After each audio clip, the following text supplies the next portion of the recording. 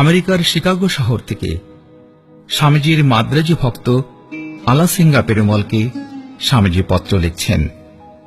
পত্রের সময়কাল 1893 সালের 2রা নভেম্বর।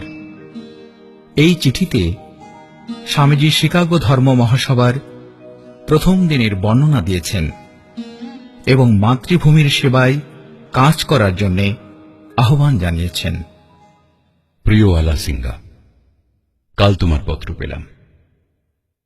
বোস্টনের নিকটবর্তী এক গ্রামে ডক্টর রাইটের সঙ্গে আমার আলাপ হয়। তিনি হার্ভার্ড বিশ্ববিদ্যালয়ের গ্রিক ভাষার অধ্যাপক।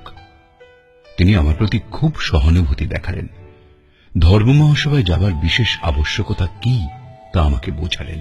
তিনি বললেন, তাতে সমুদয় আমেরিকান জাতির সঙ্গে আমার পরিচয় হবে। আমার সঙ্গে কারো আলাপ ছিল না। ওই অধ্যাপক আমার জন্য সব বন্দোবস্ত করার ভার নিজে নিলেন। অবশেষে আমি আবার শিকাগোয় ফিরে এলাম।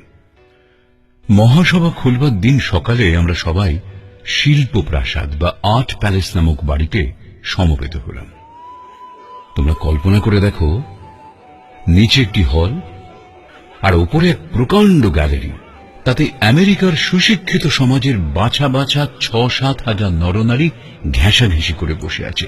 আর প্ল্যাটফর্মের ওপর পৃথিবীর সব জাতির পণ্ডিতের সমাবেশ।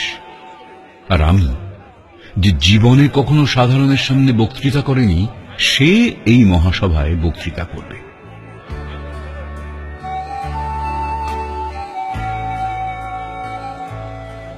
সঙ্গীত, বক্তৃতা প্রভৃতি অনুষ্ঠান যথারীতি ধুমধামের সঙ্গে সম্পন্ন হবার পর সভা আরম্ভ হল। তখন একজন একজন করে প্রতিনিধিকে সভার সামনে পরিচয় করিয়ে দেওয়া হল। তারা সকলেই বক্তৃতা প্রস্তুত করে এনেছেন। আমি নির্বোধ, কিছুই প্রস্তুত করিনি। দেবী সরস্বতীকে প্রণাম করে অগ্রসর হলাম। ডক্টর ব্যারোজ আমার পরিচয় দিলেন। আমার গৈরিক বসন শ্রোতাদের চিত্ত কিছুটা আকৃষ্ট করেছিল। আমেরিকাবাসীদের ধন্যবাদ দিয়ে এবং আরো দু এক কথা বলে একটি ছোট বক্তৃতা করলাম।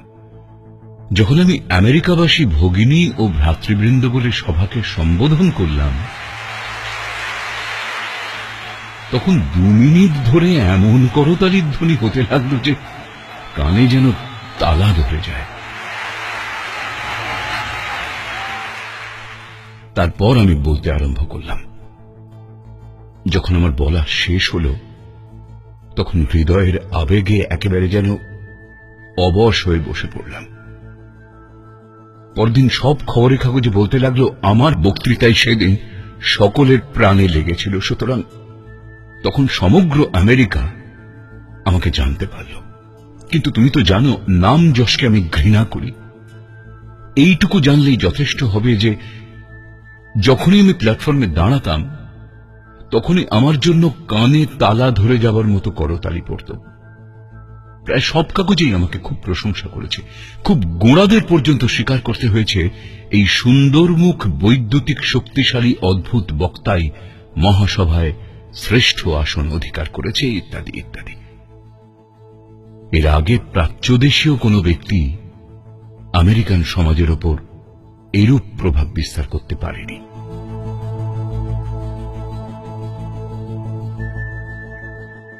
আমি দিন দিন বুঝতে পারছি, প্রভু আমার সঙ্গে সঙ্গে রয়েছেন আর আমি তাঁর আদেশ অনুসরণ করবার চেষ্টা করছি।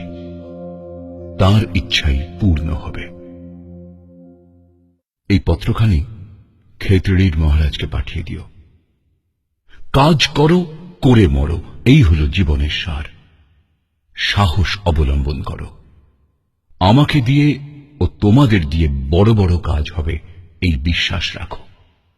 ভগবান বড় বড় কাজ করবার জন্য আমাদেরকে নির্দিষ্ট করেছেন, আর আমরা তা করব। নিজেদেরকে প্রস্তুত করে রাখো, অর্থাৎ পবিত্র বিশুদ্ধ স্বভাব এবং নিঃস্বার্থ প্রেম সম্পন্ন হও। দরিদ্র, দুঃখী, পদদলিতদের ভালোবাসো। ভগবান তোমাদেরকে আশীর্বাদ করবেন। সময় সময়ে রামনাদের রাজা ও আর সকল বন্ধুর সাথে দেখা করবে এবং যাতে তারা ভারতের সাধারণ লোকের প্রতি সহানুভূতি সম্পন্ন হন, তার চেষ্টা করবে। তাদেরকে বলো, তারা উন্নতির প্রতিবন্ধক স্বরূপ হয়ে আছেন। আর যদি তারা তাদের উন্নতির চেষ্টা না করেন, তবে তারা মনুষ্য নামের যোগ্য নন। ভয় ত্যাগ করো, প্রভু তোমাদের সঙ্গেই রয়েছেন। এখানকার একজন রেলের কুলি তোমাদের অনেক যুবক এবং অধিকাংশ রাজা রাজড়া হতে অধিক শিক্ষিত। আমরাও কেননা তাদের মতো শিক্ষিত হব? অবশ্যই হব। অধিকাংশ ভারতীয় নারী যতদূর শিক্ষার উন্নতি কল্পনা করতে পারে, প্রত্যেকটি আমেরিকান নারী তা অপেক্ষা অনেক বেশি শিক্ষিতা। আমাদের মেয়েদেরকেও কেননা ঐরূপ শিক্ষিতা করব? অবশ্য করতে হবে। মনে করো না তোমরা দরিদ্র। অর্থই বল নয়, সাধুতা, পবিত্রতাই বল। এসে দেখো সমগ্র জগতে এটি প্রকৃত বল কিনা। ইতি আশীর্বাদক বিবেকানন্দ।